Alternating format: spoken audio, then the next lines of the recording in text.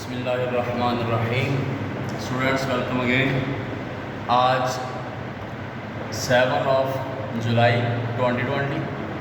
آج کا ہمارا lecture hydraulics and irrigation civil 334 کا ہوگا.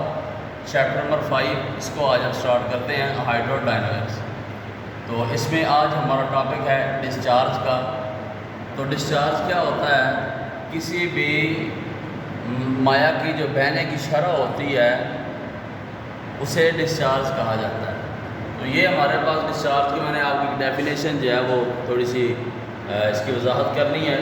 Rate of flow is called discharge. یعنی کہ پانی کے یا کوئی بھی مائع ہے اس کی جو بہاؤ کی شرح ہے یہ مینر کاؤنٹ نہیں ہوگا کہ وہ پائپ میں سے بہہ رہا ہے یا کسی ندی میں سے بہہ رہا ہے یا دریا میں سے بہہ رہا ہے. سورس کاؤنٹ نہیں کرنا. بس ہم نے یہ دیکھنا ہے کہ جو مائع کی بہنے کی شرح ہے سورسز واٹ ایور، لیکن ہم نے سر یہ دیکھنا ہے کہ مائع بہہ رہا ہے تو کس شرح سے بہہ رہی ہے. تو اس کو جو ہے وہ کہا جاتا ہے ڈسچارج کہا جاتا ہے.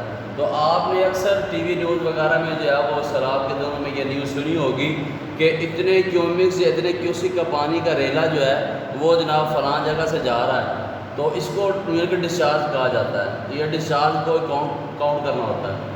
تو اس کے ضمن میں آپ کو فارمولا بتا رہا ہوں کہ کسی بھی مائع کی جو بہنے کی شرح ہے یعنی ڈسچارج اس کو کس طرح فائنڈ آؤٹ کیا جاتا ہے. تو یہ میرے پاس کا فارمولا ہے ایریا ملٹیپلائی بائی ویلاسٹی. تو ایریا یہ اس چیز کا ہوگا جس میں سے مائع بہہ رہی ہے اور ویلاسٹی جو ہے وہ مائع کی بہنے کی رفتار ہوگی.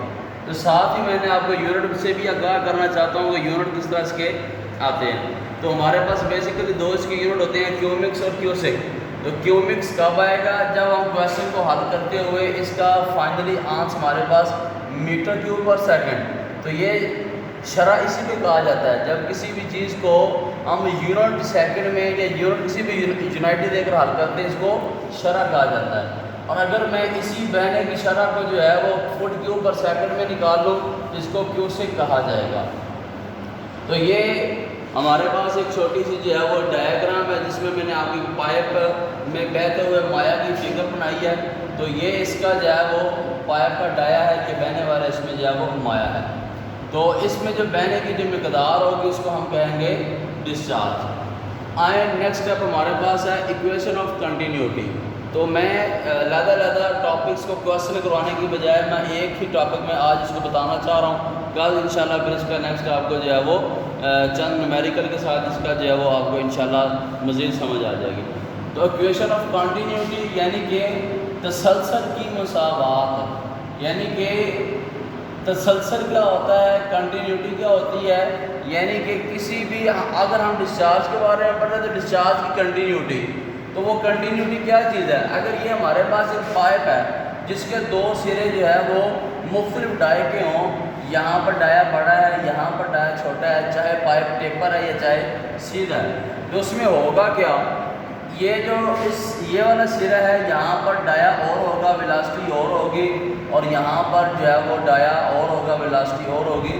اور یہ بات یاد رکھنا کہ جتنا بڑا ڈایا ہوگا اس کی ویلاسٹی اتنی کم ہوگی، جتنا ڈایا تنگ ہوگا تو مائع کی ویلاسٹی بہنے کی رفتار اتنی زیادہ ہوگی.